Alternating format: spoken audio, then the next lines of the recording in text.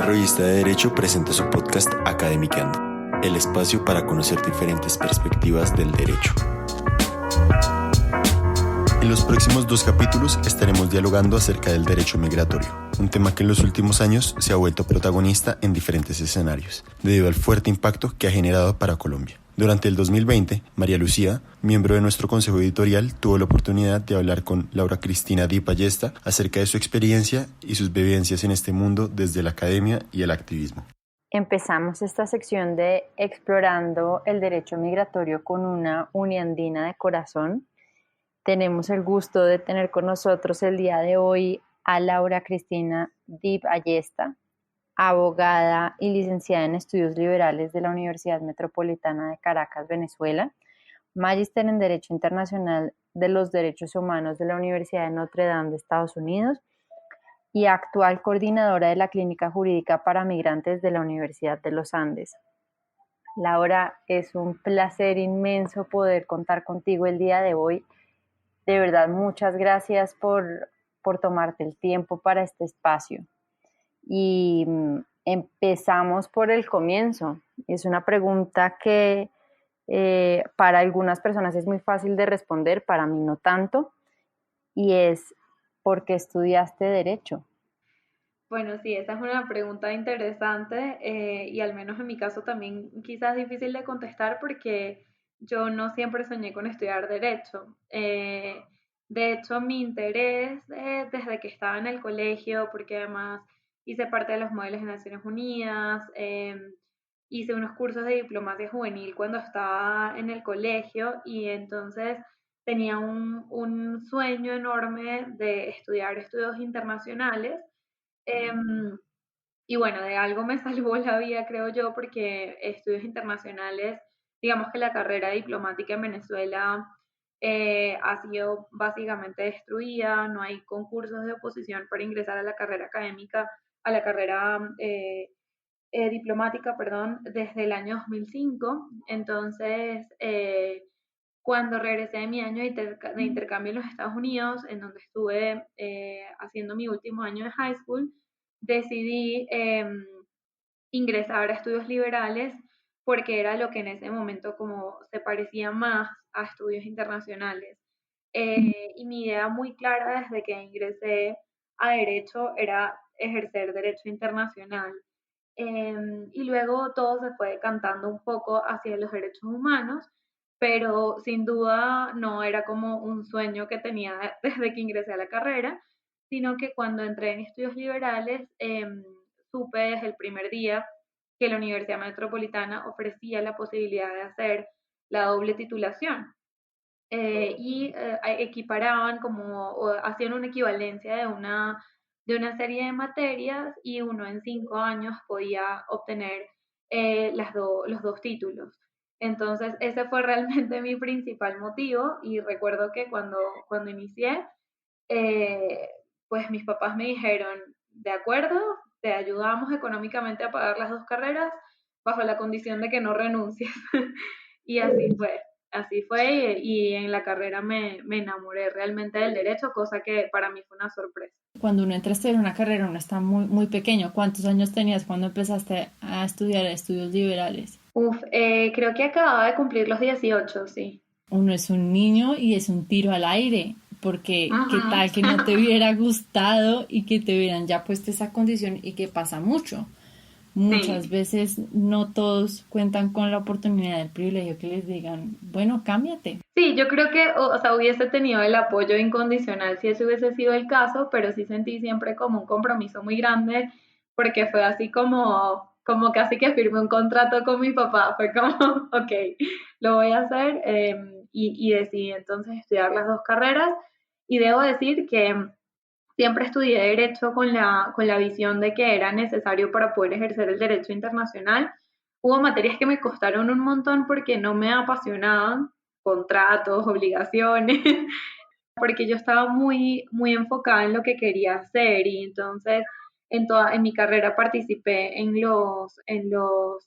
¿cómo se llama? En las simulaciones ante la Corte Interamericana. De hecho, la primera vez que vine a Colombia fue porque participé en el concurso de Derechos Humanos de la Javeriana.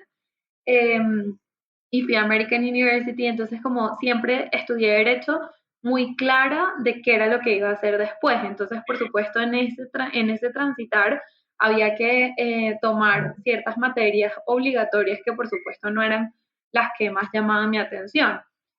Y en el caso de estudios liberales era la carrera que me apasionaba. O sea, como yo siempre decía, bueno, derecho es la carrera que me va a dar trabajo, liberales es la que me apasiona y que me complementa totalmente porque es una materia, es una carrera en donde uno estudia mucho filosofía, historia, política.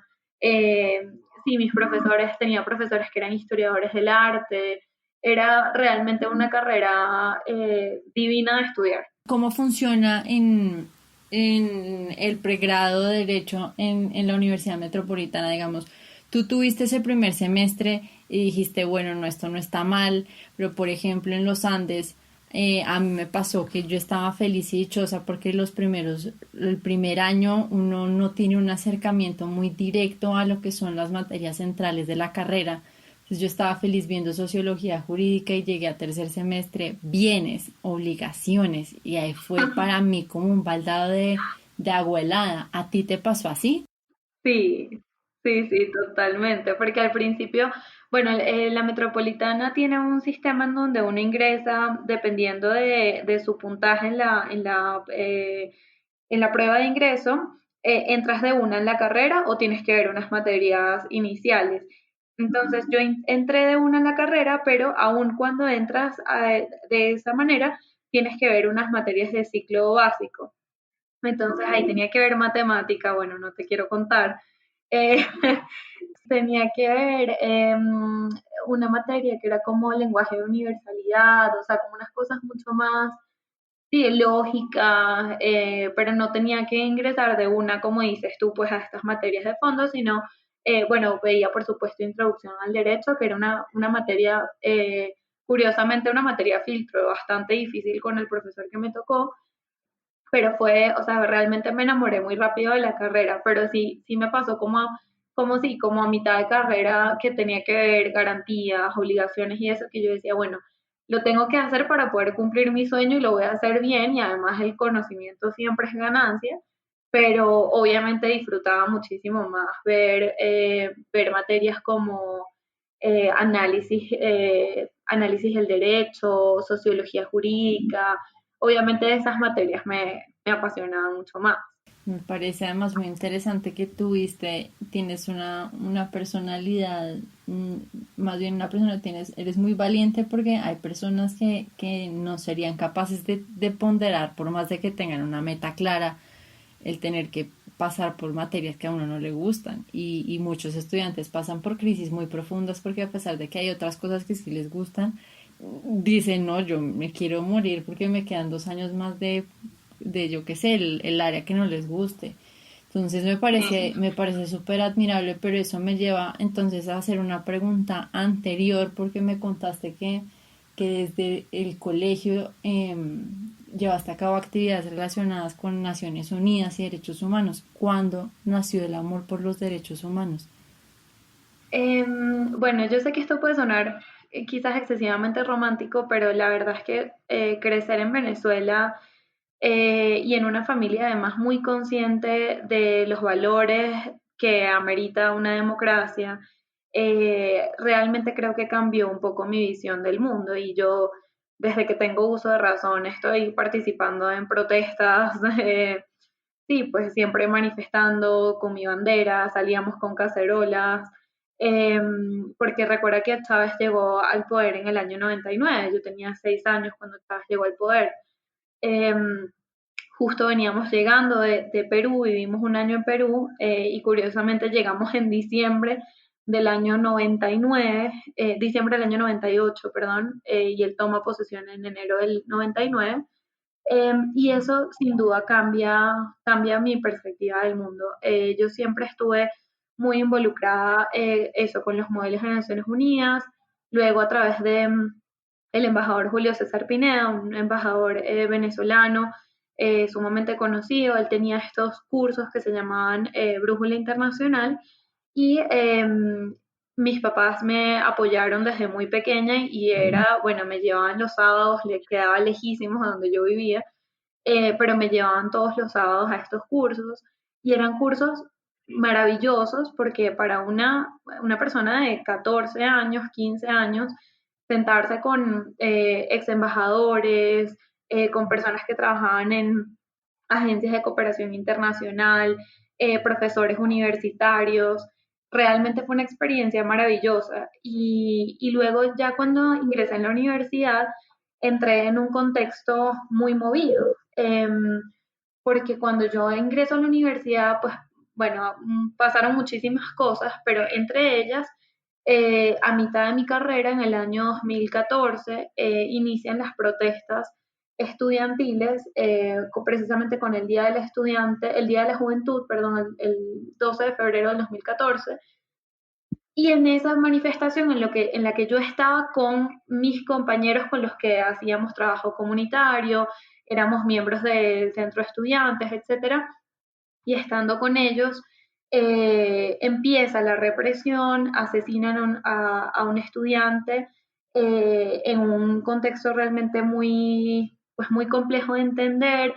Eh, Salimos de ese lugar y en los días que siguieron a ese momento, yo sabía que había que actuar porque los estudiantes estaban siendo detenidos de manera arbitraria y fundamos una organización, tres amigas, y trabajábamos de la mano del Centro de Derechos Humanos de la Universidad Católica Andrés Bello. Y yo creo que si bien siempre he tenido esa sensibilidad, el amor por los derechos humanos, digamos, o esa vocación surge realmente en el 2014. O sea, para mí ese año cambia mi vida por completo y es de ese trabajo con el Centro de Derechos Humanos de mi universidad, así como la Universidad Católica Andrés Bello, que me recomiendan para trabajar en la firma en donde trabajaba con el doctor Carlos Ayala Corao, quien fue presidente de la Comisión Interamericana de Derechos Humanos. Entonces, ahí realmente es cuando empieza mi recorrido en este tema. Se materializó, o sea, y muchas veces empiezan, no hay respuestas muy racionales, muchas veces son respuestas muy intuitivas, como el contexto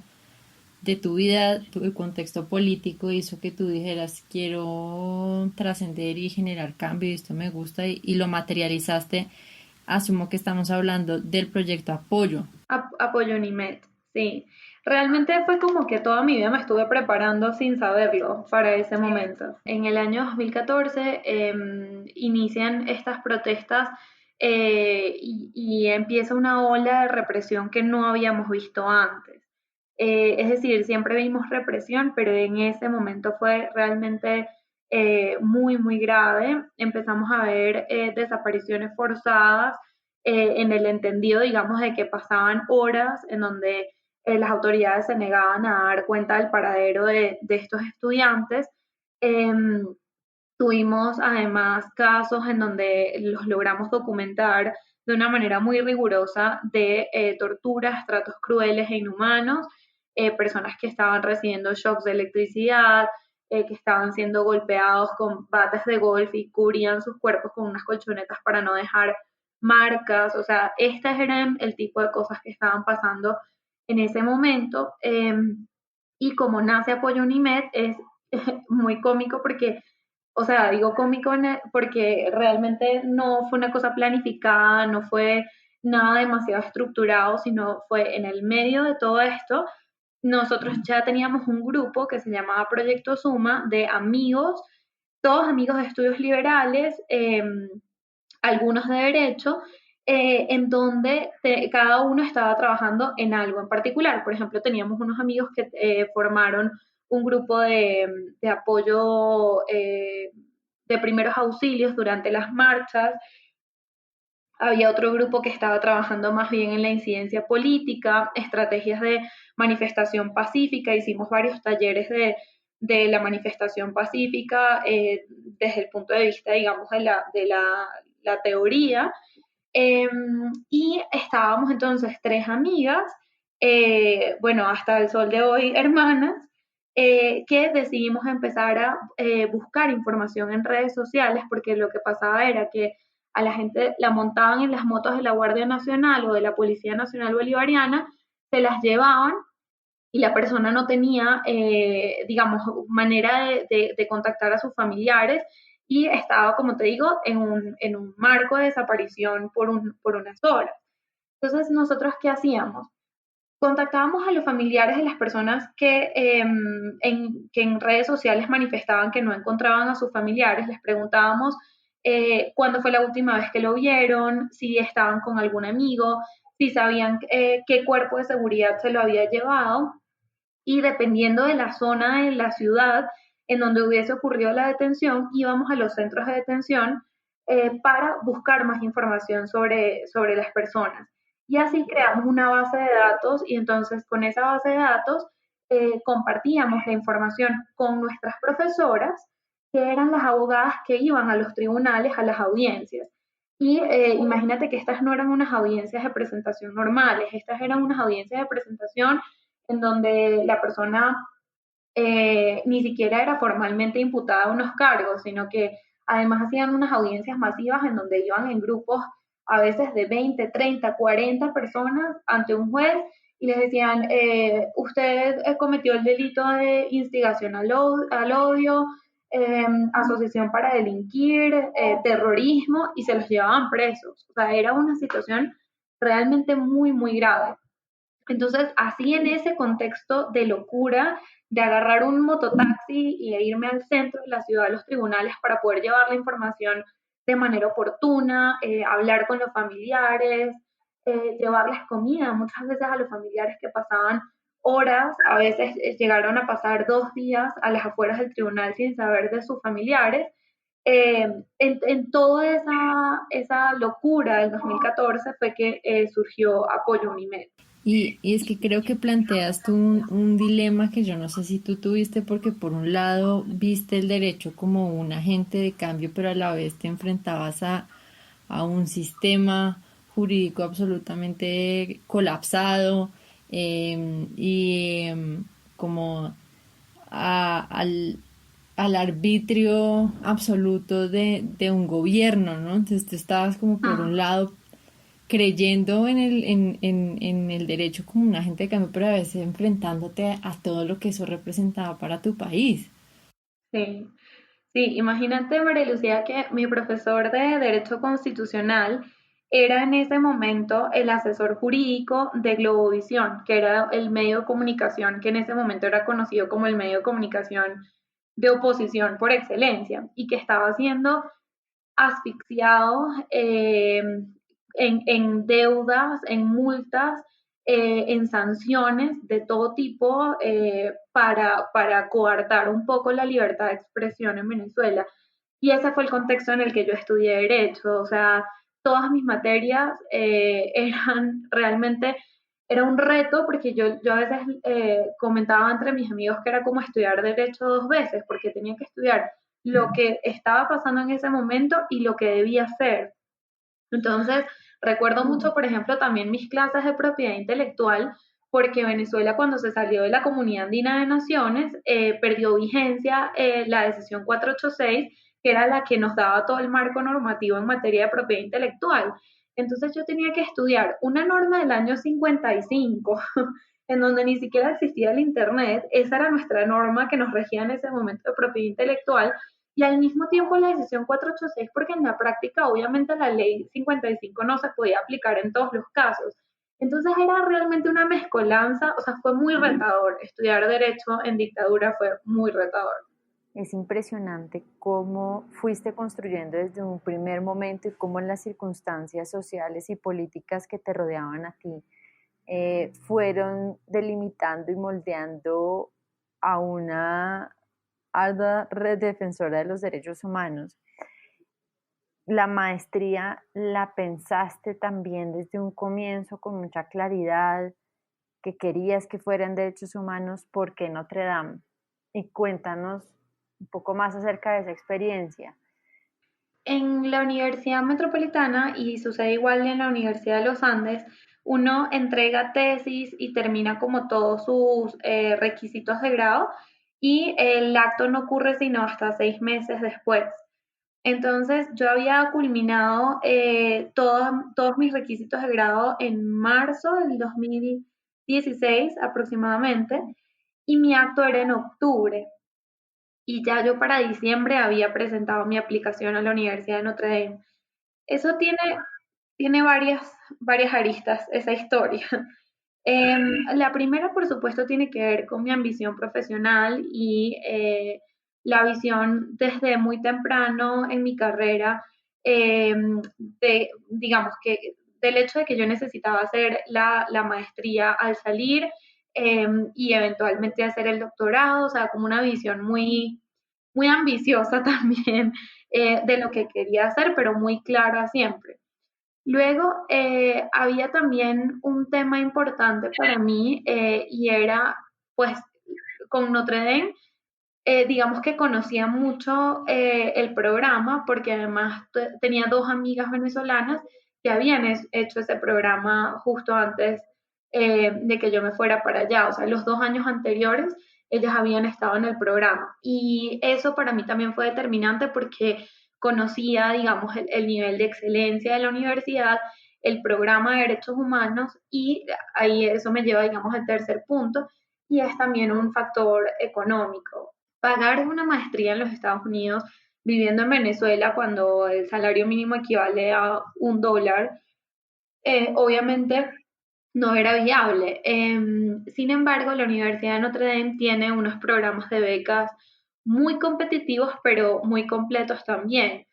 Yo trabajaba en ese momento, como ya mencionaba antes, con Carlos Ayala Corao, quien fue presidente de la Comisión Interamericana, actualmente es vicepresidente de la Comisión Internacional de Juristas, y yo trabajaba en la firma, en donde él era uno de los socios de la firma, y era una firma espectacular, porque tenían básicamente un departamento completo de trabajo de derechos humanos. Entonces, así como tuve la oportunidad de trabajar en temas de laboral, etcétera, ya venía trabajando muy de cerca con él en algunos de los casos más emblemáticos de violaciones de derechos humanos en Venezuela.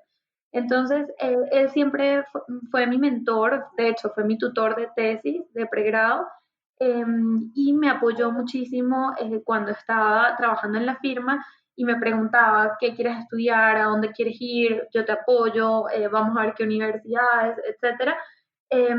Y él fue el que me recomendó a la Universidad de Notre Dame. Entonces ahí obtuve una beca completa, incluyendo la manutención, cosa que viniendo de Venezuela te podrás imaginar que realmente de no haber sido así no hubiese podido estudiar la maestría.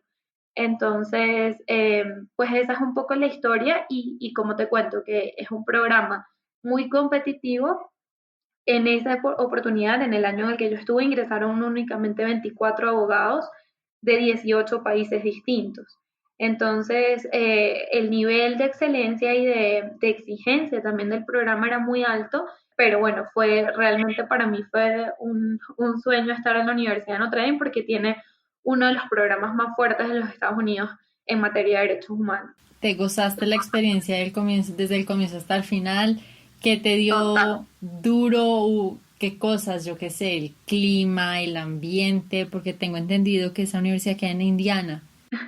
Sí, queda en un pueblito que se llama South Bend, Indiana. Eh, y entonces, claro, o sea, teníamos días en donde estábamos a -20, -30 grados centígrados. Nunca se me va a olvidar una vez que hubo una tormenta y nos dijeron que no podíamos ir al campus, o sea, que podíamos ir, pero con mucho cuidado, con todas las medidas de seguridad y yo había dejado en la biblioteca, cada estudiante de la maestría tiene asignado un escritorio, y en mi escritorio estaban unos libros que necesitaba para escribir un ensayo, y contra viento y marea salí, o sea, pero es que era de película, te lo hubieses imaginado, o sea, las botas hasta arriba, o sea, la chaqueta como de esquimal, caminando hasta el campus para poder ir a buscar mis libros, o sea, eso fue durísimo. Pero también yo creo que una de las experiencias más duras para mí del posgrado fue la competencia conmigo misma. O sea, siempre he sido excesivamente dura y exigente conmigo misma y quería graduarme con honores, quería graduarme, digamos, como quería alcanzar el mayor nivel de excelencia posible y eso también me dio muy duro porque obviamente estás en un programa en donde están los mejores abogados de todos los países, entonces fue bastante retador. Me gusta mucho que toques ese punto porque es un elemento que está muy presente en la experiencia estudiantil en la Universidad de los Andes, por lo menos desde la experiencia propia en la Facultad de Derecho. Y desde una perspectiva muy personal, creo que no en todos, pero sí en algunos casos, están tan en función del promedio te nula la capacidad de disfrute del proceso de conocimiento en sí mismo. No sé si estás de acuerdo conmigo o no, y quisiera que me contaras cómo te relacionaste tú durante todo el posgrado que viviste con el promedio. Llegaste a un punto en el cual dijiste ya no más el promedio, cómo fue, con honores, sin honores, pero esto para mí es más importante disfrutar la clase, cómo balanceaste eso y cuál es tu perspectiva ahorita luego de haberte graduado. Bueno, esa pregunta es curiosa porque ahora que estoy en el rol de asesora de la clínica y soy yo quien evalúa a los estudiantes, tengo una relación quizás distinta con el promedio porque siempre les insisto que lo más importante es el producto y el aprendizaje, no necesariamente la nota. Y ahora que estamos en esta pandemia y hemos pasado la evaluación cualitativa, eso se hace todavía más patente. Ahora, cuando yo estaba en el pregrado, siempre fui una persona muy competitiva, no lo voy a negar, pero en el pregrado yo también aprendí una cosa y es que yo estaba metida en tantas cosas, pero haciendo tantas cosas a la vez, que yo decía, si no saco la mejor nota, allá es 20, o sea, allá es del 1 al 20. O sea, si no saco 20, no pasa nada, porque al final la experiencia que obtuve, o sea, yo estaba en el centro de estudiantes, estaba en apoyo Unimed, estudiaba 2 carreras, trabajaba desde el principio de mi carrera, vivía lejísimo. Entonces yo decía, bueno, lo pongo como en una balanza.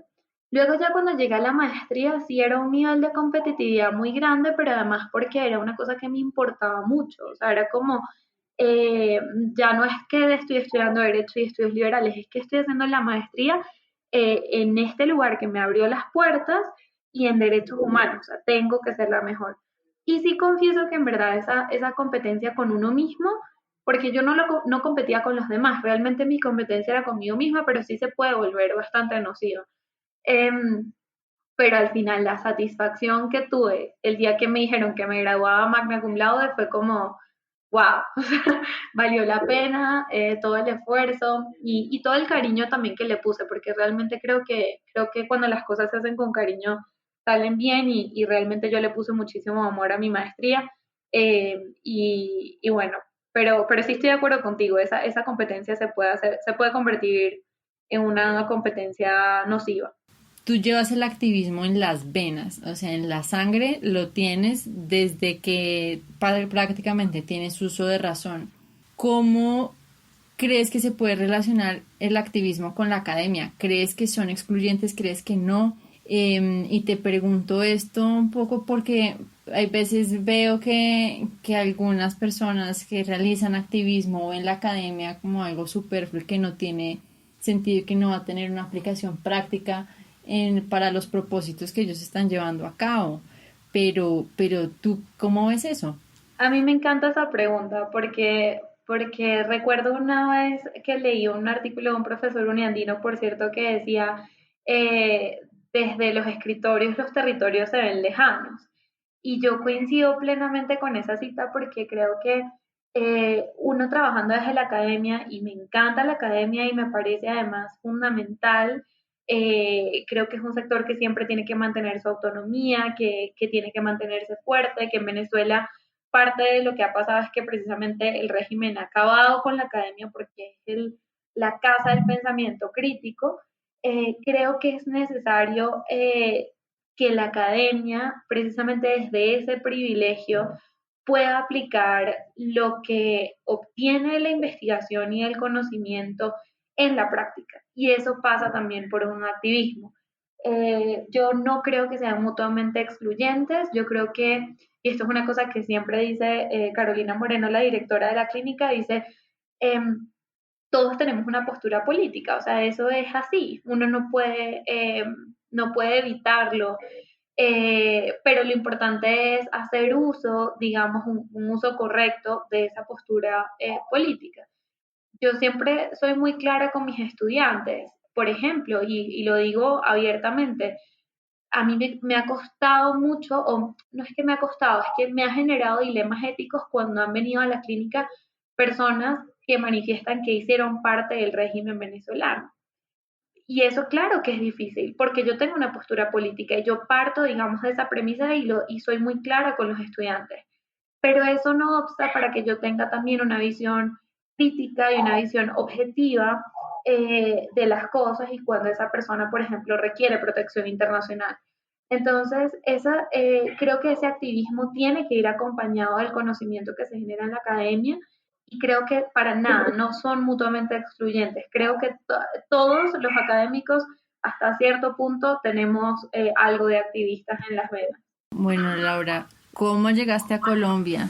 ¿Cómo llegaste a la Universidad de los Andes? Yo llegué a la Universidad de los Andes estando todavía en Notre Dame, realmente. Yo estaba haciendo la maestría y estaba tomando algunas clases como extras, digamos, con Douglas Castle, que Douglas Castle fue uno de los que asesoró el proceso de paz acá en Colombia y es muy reconocido por su trabajo en derechos humanos, pero específicamente en lo que tiene que ver con justicia transicional y con empresas y derechos humanos. Entonces, estando allá, yo tenía la oportunidad de aplicar a un fellowship de la universidad y te daban unos fondos para hacer una pasantía en otra parte del mundo. Y yo lo que pensaba era, bueno, primero regresar a trabajar en derechos humanos en Venezuela implica ciertos riesgos y además había, por supuesto, también una crisis económica que evitaba, digamos, que yo pudiese proyectarme a largo plazo en Venezuela. Luego, estando con Douglas Castle, empecé a preguntarle como a dónde creía que me podía ir, que además yo quería seguir aprendiendo de justicia transicional para Venezuela. Y entre las opciones surgió Argentina y Colombia. Y en ese momento, gracias también a una conexión a través de Carlos Ayala Corado, me llamó la decana, Catalina Botero, y me dijo que tenía este proyecto de investigación que iba a hacer un análisis de jurisprudencia de la Corte Constitucional sobre el proceso de paz, y así fue que yo me vine a Colombia. Cuando me gradué, pasé 2 o 3 meses en Venezuela, me casé y nos vinimos acá a Colombia, en donde trabajé principalmente en este proyecto y luego, digamos que esto es muy cómico, había un póster que decía, un cartel que decía, eres venezolano, atienda a nuestra brigada jurídica. Y yo le pregunté a una amiga, oye, ¿tú sabes quién está detrás de esta iniciativa? A mí me gustaría poder ayudar.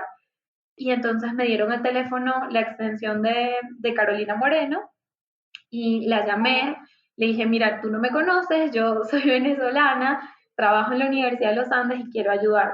Hicimos una primera reunión y yo empecé a vincularme en mi tiempo libre en algunas iniciativas y así fue como surgió después la oportunidad de trabajar en la clínica. Todo se dio básicamente. Sí, sí, y además curiosamente fue en el día en el que me enteré de que ya no había más financiamiento para la investigación en justicia transicional en ese momento, fue el mismo día en el que Carolina me ofreció el cargo como asesora legal de la clínica. Me gustó que llegáramos a este punto del derecho migratorio porque la historia por la que tú pasaste, y es que llegaste básicamente porque cosas de la vida, esa es la realidad de muchas personas en Colombia que llegan no porque desde la universidad tuvieron un convencimiento claro que querían, sino que es un tema que es tan inexplorado y que es un mix de un jugo de cosas que están llegando ahí porque la vida se los puso ahí, pero no porque tuvieran una formación. En tu universidad habían clases electivas, algo relacionado con derecho migratorio. No, absolutamente nada. En la Universidad Metropolitana no, pero sí debo decir que, y esto es supremamente interesante, en la Universidad Católica Andrés Bello, que es como como la homóloga, es decir, como decir, no sé, los Andes y ¿qué será? La Javeriana, no sé. En la Universidad Católica había una clínica jurídica para migrantes y esa clínica era dirigida precisamente por Ligia Bolívar, quien hoy en día es fellow de justicia y está trabajando acá en Colombia con estos temas también. Y es supremamente valiosa la experiencia desde la clínica en la UCAP porque ellos precisamente trabajaban muchísimo con personas colombianas que se habían visto obligadas a migrar como consecuencia del conflicto armado. Entonces, de alguna manera la historia se repite, pero no, en la Universidad Metropolitana no había ninguna electiva ni nada que tuviese que ver con derecho migratorio. En la maestría, hoy en día me arrepiento un poco, había una materia electiva sobre trata de personas. Y la da una profesora que se llama Christine Sabernac, que trabajó muchos años en El Salvador. Me hubiese encantado tomar esa materia, pero decidí tomar, y en verdad no me arrepiento para nada, tomar una materia sobre justicia transicional con Douglas Castle. Pero sí había algunas electivas, solo que no eran como tampoco tan conocidas, me parece. El derecho migratorio es complejo de entender. A mí todavía me dicen compañeros de la carrera, ¿qué es lo que te gusta a ti? ¿Eso qué es? Y yo les digo, es complejo de explicar porque es una categorización que le pusimos como para tratar de encasillar muchas áreas del derecho. Pero la verdad es, ¿tú cómo definirías el derecho migratorio? ¿Qué lo compone para ti? Uf, no sé, esta pregunta me parece compleja. Pues sí, como bien dices tú, el derecho migratorio realmente son una serie de normas que tienen que ver con la movilidad humana. Lo que pasa es que dentro de la movilidad humana hay diversas categorías también, ¿no? Personas refugiadas, personas apátridas, personas con necesidad de protección internacional, pero que no necesariamente son refugiadas, migrantes, y dentro de migrantes hay quienes además establecen otras subcategorías. Y en fin, o sea, realmente el derecho migratorio atiende, digamos, a los derechos de todas las personas que se encuentran en un contexto de movilidad humana. ¿Cuál fue el primer choque cuando empezaste a trabajar en derecho migratorio colombiano? Sí, pues realmente la misma dificultad a la que me enfrenté cuando trabajé en el proyecto de justicia transicional. Y es, bueno, sí, nos parecemos un montón, tenemos una idiosincrasia parecida, pero nuestro derecho no necesariamente es idéntico. eh, y por supuesto me costó mucho familiarizarme con algunas cosas del derecho colombiano. Para mi fortuna, en el consultorio jurídico hay abogados maravillosos y por supuesto Carolina Moreno también, que es brillante y me ha dado cualquier cantidad de herramientas en materia de derecho administrativo, pero sí, ese quizás fue el reto más grande, enfrentarme a un derecho que no conocía, en donde me tocó, y hasta el sol de hoy realmente me ha tocado estudiar mucho sin haber hecho la reválida, porque yo nunca revalidé mi título aquí en Colombia, pero sí me ha tocado como adentrarme en el derecho colombiano y ese creo que ha sido el mayor reto. Luego el otro reto que quizás también es lo más complejo del trabajo que estoy llevando a cabo en este momento es que el derecho o el marco normativo actual no brinda las herramientas para dar respuesta a muchas de las problemáticas a las que nos enfrentamos. Entonces, cuando llega un usuario a la clínica y nos pregunta, ¿cómo puedo regularizar mi estatus migratorio cuando no hay en este momento un permiso especial de permanencia habilitado?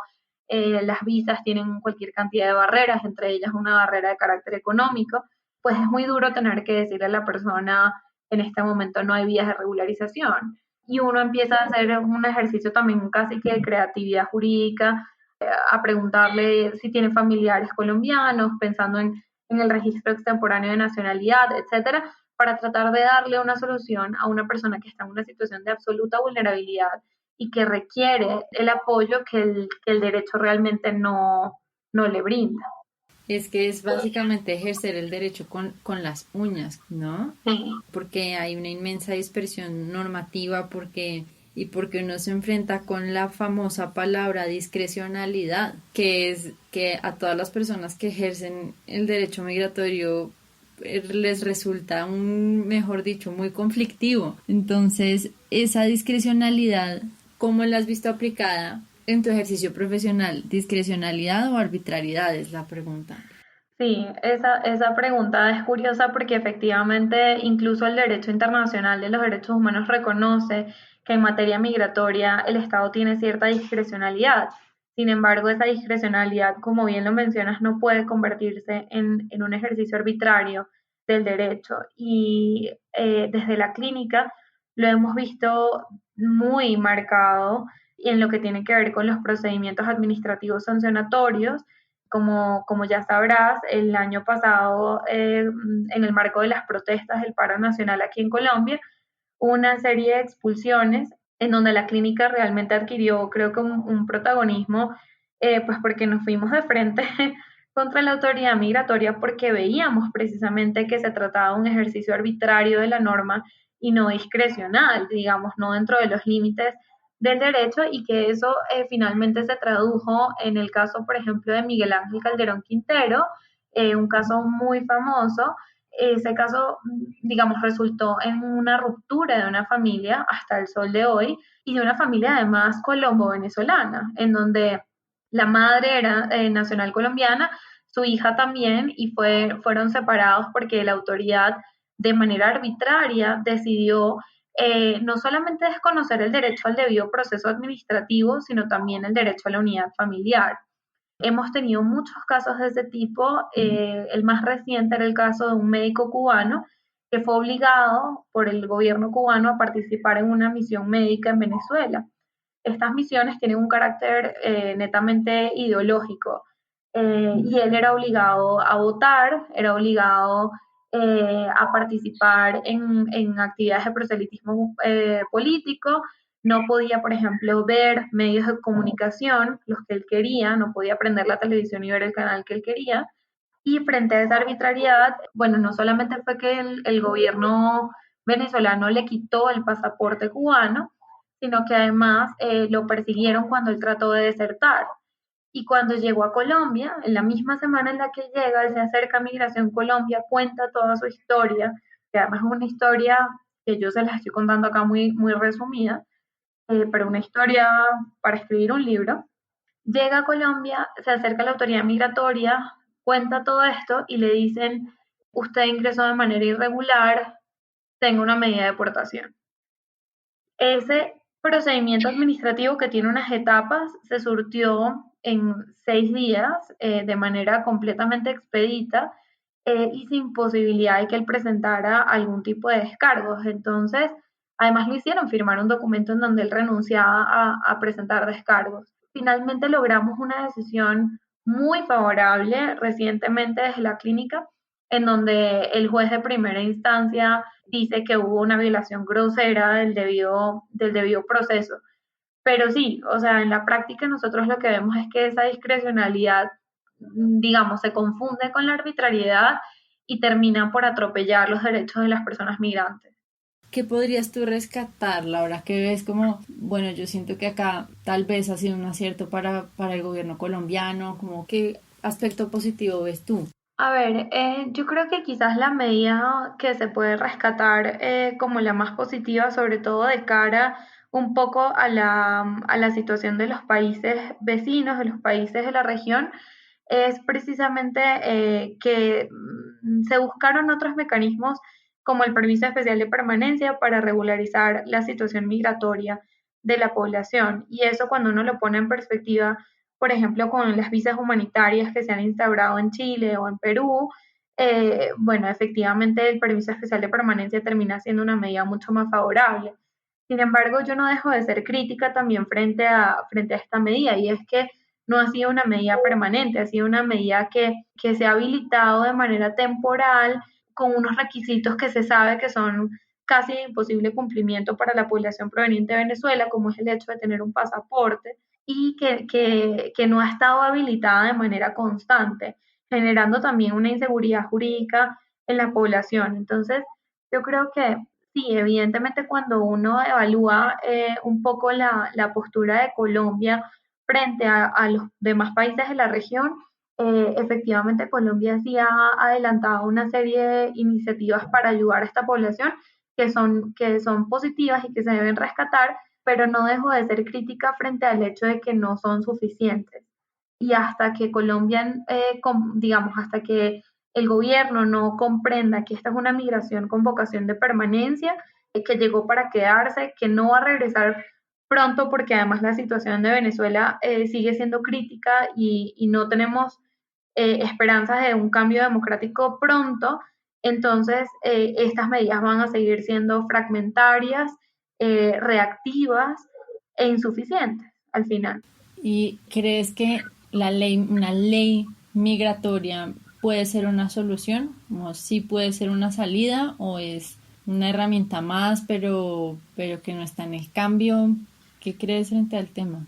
Sí, lo que pasa es que desde la clínica hemos sido también muy críticas y hemos hecho parte del decálogo para una ley migratoria que se publicó en conjunto con otras organizaciones de sociedad civil, y hemos participado activamente, digamos, en la incidencia frente al proyecto de ley que cursa actualmente en el Congreso. Porque sí, tal cual como es nuestro hashtag en la campaña, ley migratoria sí, pero no así. ¿Y eso por qué? Porque sí creemos que una ley migratoria puede efectivamente contribuir a generar un marco normativo que sea pues más amplio, que acoja no solamente a las personas migrantes provenientes de Venezuela. Colombia tiene un altísimo porcentaje de migración extracontinental que se encuentra también en una grave situación de vulnerabilidad. Entonces sí, necesitamos un marco normativo, necesitamos una norma completa y con un enfoque de derechos humanos, pero tal como está en este momento el proyecto de ley migratoria que se encuentra en el Congreso, creemos que es preferible casi no tener un marco normativo a tener este marco, que lo que hace es recoger un poco lo que ya estaba en el decreto 1067-2015 y algunas otras normas, pero no crea realmente un marco completo y no tiene un enfoque de derechos humanos. Y ahorita las necesidades son todas prioritarias. La clínica, ¿cómo ha hecho para enfrentar la situación del COVID y de la población migrante? ¿Cómo han hecho? ¿Han priorizado temas? ¿Qué ven? ¿Dónde creen que hay que meterle más mano en estos momentos? Bueno, lo primero para poder enfrentar un poco la situación durante el COVID, yo creo que para la clínica ha sido fundamental el apoyo que hemos tenido de la facultad, y sobre todo también como el trabajo que se ha adelantado desde el consultorio jurídico. Una de nuestras principales preocupaciones cuando empezó la cuarentena era cómo seguir brindándole apoyo a las personas migrantes y refugiadas. No queríamos cerrar la atención, no queríamos dejar de estar en contacto con ellos que nos necesitaban en ese momento. Y el consultorio jurídico, con el enorme respaldo de la facultad y de la universidad, decidió habilitar 3 mecanismos para mantener esa atención a distancia. Entonces, seguimos atendiendo a la población vía telefónica, tenemos una sala de Webex y adicionalmente un formulario online. Entonces, realmente lo que sea más útil para la población, pues pueda acudir a cualquiera de esos 3 mecanismos. Luego, frente a los temas, realmente sí se han agudizado algunos problemas y se han creado nuevos. Uno de los problemas que más nos preocupa en este momento tiene que ver con los desalojos, ¿no? Muchísimas personas están siendo desalojadas de sus arriendos porque no pueden pagar mientras no puedan producir, evidentemente. Eso ha creado realmente un reto enorme para nosotras. Y el otro problema que sí se ha agudizado, que este es un problema que lo teníamos desde que inició el trabajo en la clínica, pero que se ha agudizado mucho durante la cuarentena, tiene que ver con el acceso a la atención en salud. Entonces, ese ha sido uno de los grandes retos, porque además, por ejemplo, uno de los usuarios que falleció a la espera de atención en salud, teniendo un fallo favorable, teniendo un incidente de desacato, es decir, todas las medidas jurídicas que pudimos adelantar, y aún así este señor lo que pasó fue que fue desvinculado de la EPS porque su salvoconducto se venció durante la cuarentena y no lo pudo renovar. En ese momento Migración Colombia todavía no había expedido la resolución que suspendía la contabilización de los términos de su salvoconducto, y por tanto la EPS lo consideró como que se le había vencido y lo desvinculó por completo y no pudo seguir accediendo a su tratamiento siendo un paciente de cáncer.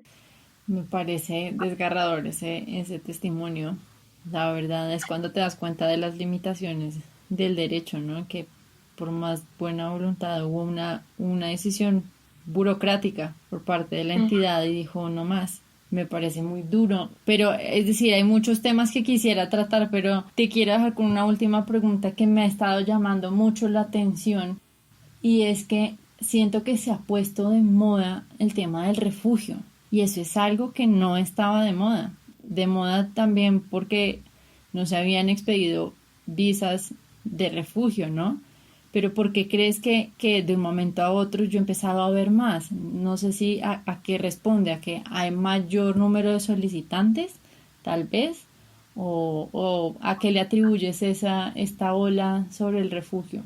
A ver, esa pregunta tiene muchas aristas. Lo primero, pues no sé si lo llamaría de moda, pero evidentemente estamos escuchando mucho más sobre el refugio y tiene que ver un poco con la realidad de los flujos migratorios mixtos que están llegando a Colombia. Yo insisto en que se trata de flujos migratorios mixtos porque no podemos decir tampoco que toda la población que llega de Venezuela necesariamente son refugiados.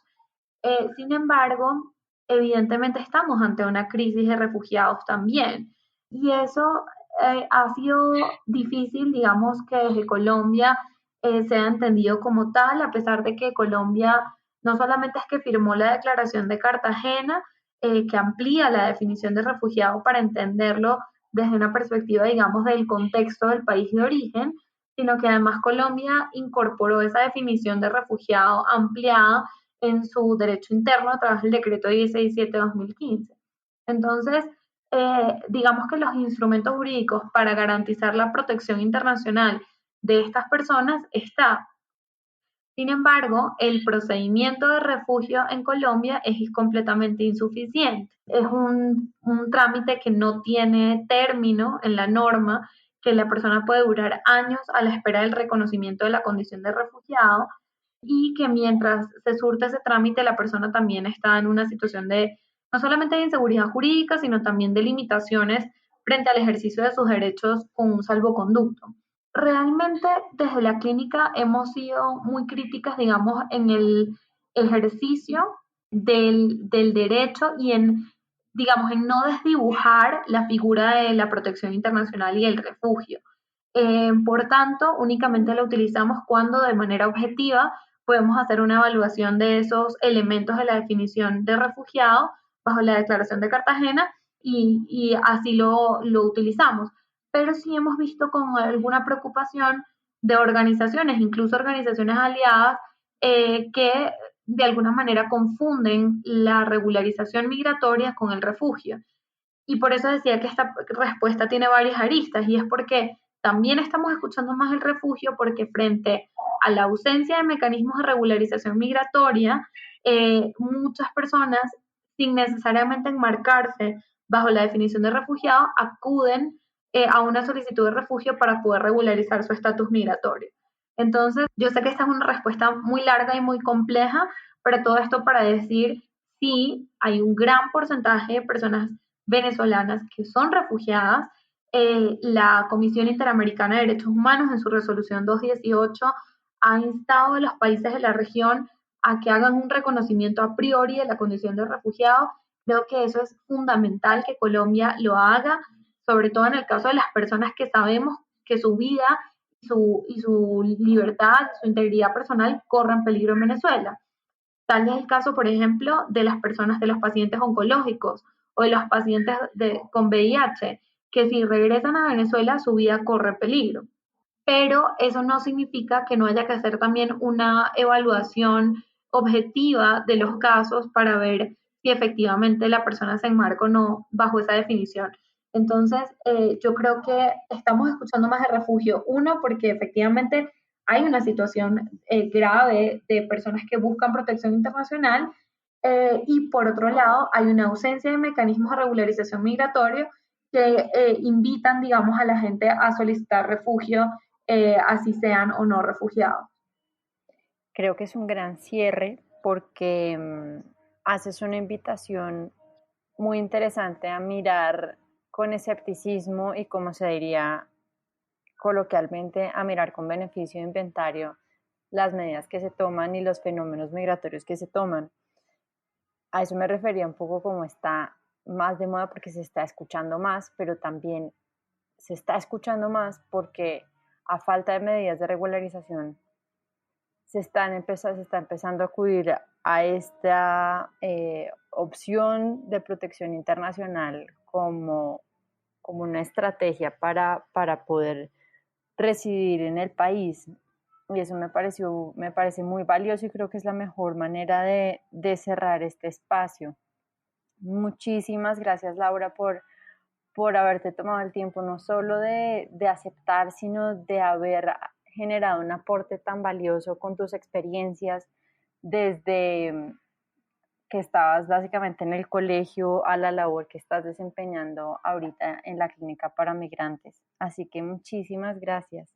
No, gracias a ti, María Lucía, por tus preguntas tan pertinentes y por tu interés en mi historia de migración más allá del trabajo que estoy haciendo. Así que, bueno, estamos a la orden en la clínica. Como ustedes saben, nuestro correo es cjmigrante@uniandes.edu.co, y los mecanismos de contacto de los cuales les hablaba antes están en la página del consultorio jurídico de la universidad. Gracias por escucharnos. Los invitamos a seguirnos en Instagram y Twitter como @unauniandes. En el siguiente capítulo de Explorando el Derecho Migratorio nos estará acompañando Diana Monsalvi, quien nos abrirá sus puertas desde el mundo corporativo. Esperamos que puedan acompañarnos.